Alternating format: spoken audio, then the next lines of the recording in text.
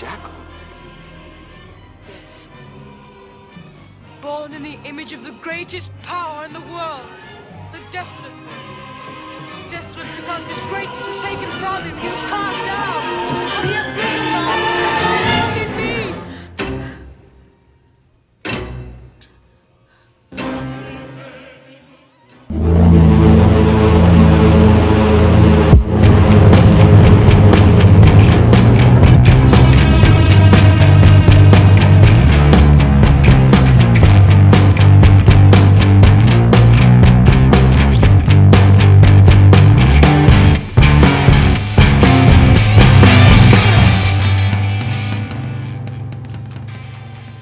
It's Friday.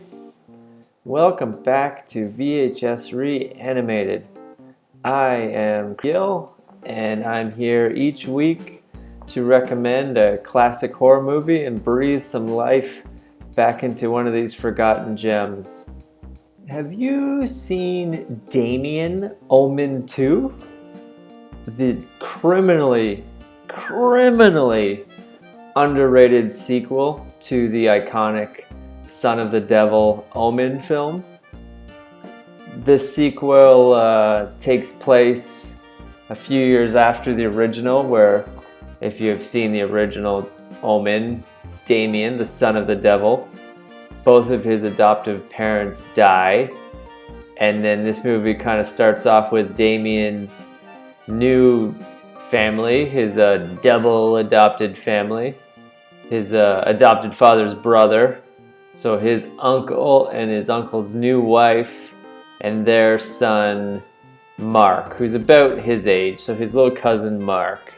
And they go off to military school where Lance Hendrickson is the director of the school. It's a military school, maybe he's a chancellor or something. But what a badass director of your military school, Lance freaking Hendrickson. I was just answering questions, Sergeant. You were showing off. No, I just knew all the answers. Somehow I just knew them all. You mustn't attract attention. I wasn't trying to. I just The felt... day will come when everyone will know who you are, but that day is not yet. Uncle adopted dad. He runs Thorn Industries, which is this kind of mysterious corporation that they talk about military contracts and technologies, and they're starting to dip their secrety, dirty corporate toes into food production. They have a few meetings about buying land and manipulating some strains of different plants to get some higher yields. Kind of like Monsanto, way before Monsanto was a thing. What's so different about food? If you've got a knife at your belly, you'll keep your hands at your sides. Why then call my policy unethical? Is callous and inhuman, and in my opinion, illegal. What is inhuman or illegal about feeding people? This film is not a slasher, which I normally cover, so the plot is a little bit more complex. So it's basically about Damien going through puberty. He's like 11 or 12, and at the same time realizing who he is and his potential. Like, it's dawning on him. He's special. He has this destiny ahead of him. He's got, he finds the birthmark in his scalp. I'm sure he finds hair in new parts of his body. He didn't have hair before. It's a strange time for Damien. So the movie starts and he's just a kid, and as it goes deeper in, we start to kind of realize, like, oh, Damien doesn't even know he's the son of the devil, but he's starting to realize it slowly, and it's really like a teen angsty. He doesn't know what to do, but he understands who he is now, finally.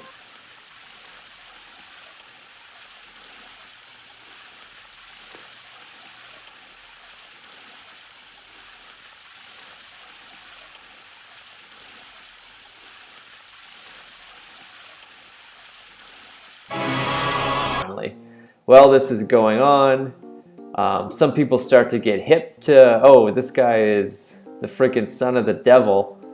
And pretty much everybody that suspects this and tries to ring an alarm bell and tell someone else is met with an unfortunate accident and dies in a super gruesome way. Kind of like a Final Destination film. Like people getting cut in half in an elevator, like in industrial accidents, train yard accidents.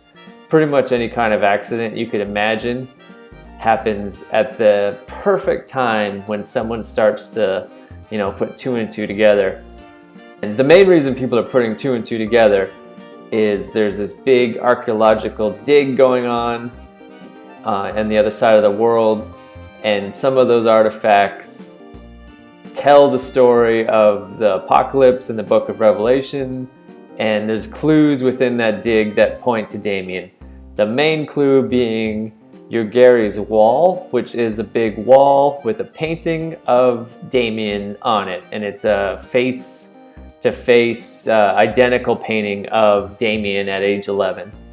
And I guess I should say Gary was a priest, I guess, in like the 14th century or something, like a long ass time ago, and he was visited by Satan, or he had some type of not revelation, but like a premonition. He saw the apocalypse and it drove him crazy.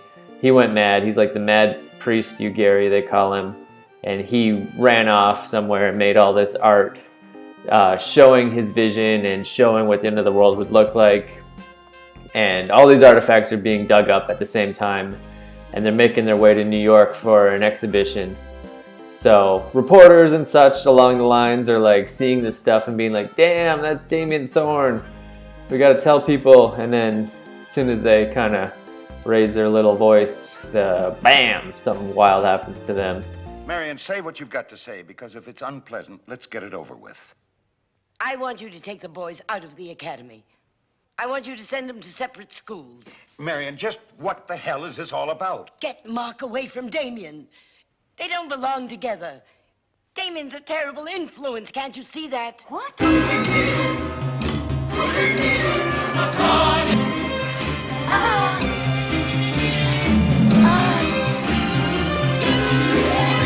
What's really cool though is, like I was saying, Damien doesn't totally know he's the son of the devil yet.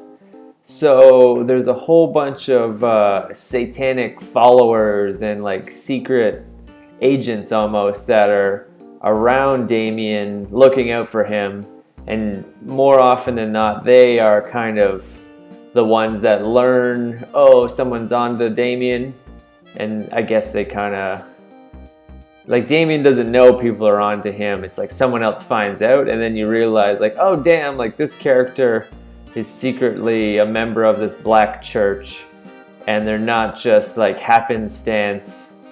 The director of the school, Lance Hendrickson, they are in that position because they're a high-ranking Satanist follower or whatever, and they're all strategically in Damien's life to like guide him and help him reach his potential.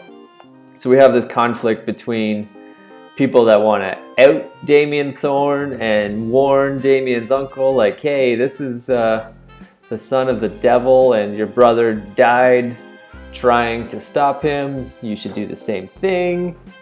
All the while, people that you think are just average nobodies in this movie are slowly, one by one, revealing themselves to be secret dark agents and looking out for him. It's really cool, and you can't really like say what's gonna happen next because it's just slowly unfolding pretty well. And all the while, Damien's just kind of like chilling, staring at people, really pissed off, but doesn't really know what's going on.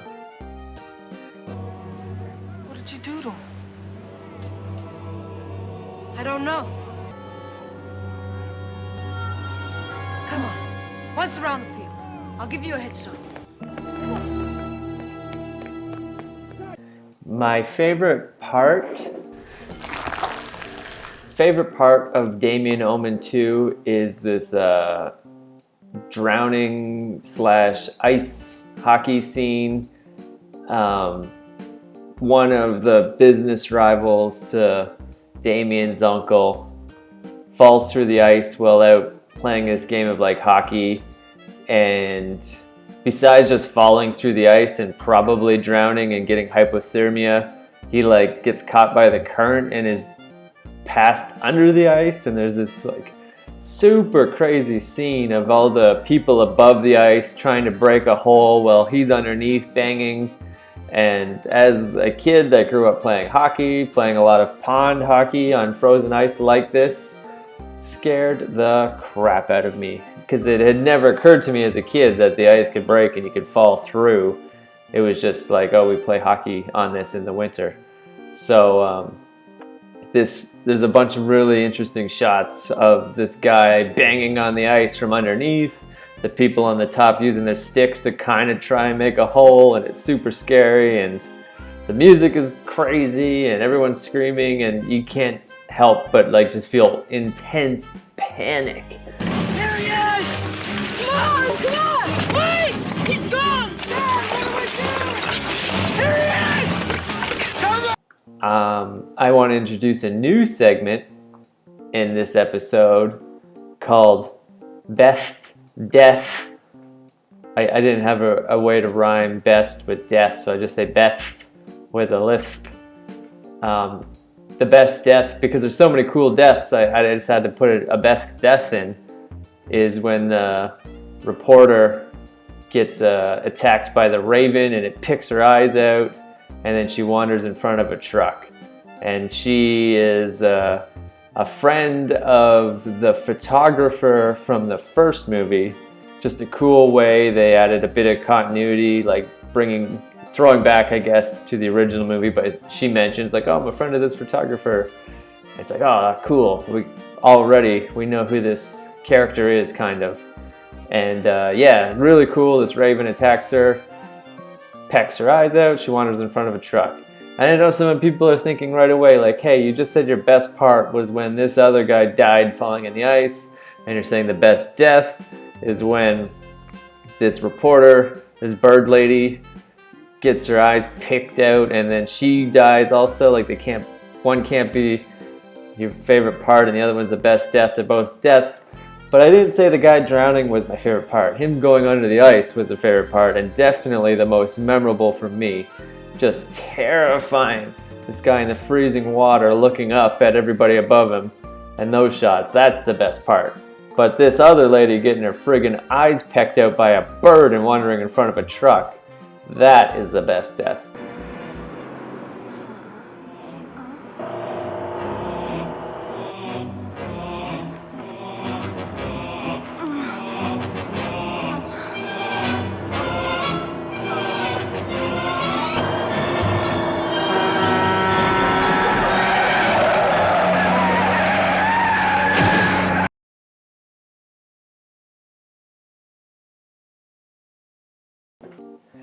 For the half a dozen people that were just annoyed that my best part and my best death kind of contradicted each other, strap in, because the tad bit sucks for this week.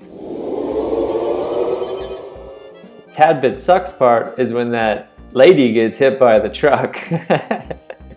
It's my favorite death in the movie because the birds pick her eye out. She walks in front of a truck, but there's like a 2-second clip of her being, tossed above the friggin' truck like she's a little water balloon or something, and it just looks so ridiculous and takes so much of the wind out of that awesome scene. But when she lands, the truck kind of hits her and it looks kind of real. Like there's another second of, okay, that looked real. And there was like 40 seconds up to that with the bird picking her eye out that looked awesome. So I can excuse her mannequin body flying up into the front of the truck, and it's still my best death. But tad bit sucks is that death scene. Like why is that shot of her flying into the top of the truck included? It's friggin' Bush League. Whoever the director of this movie is, I don't friggin' know. Bush League, my friend, Bush League.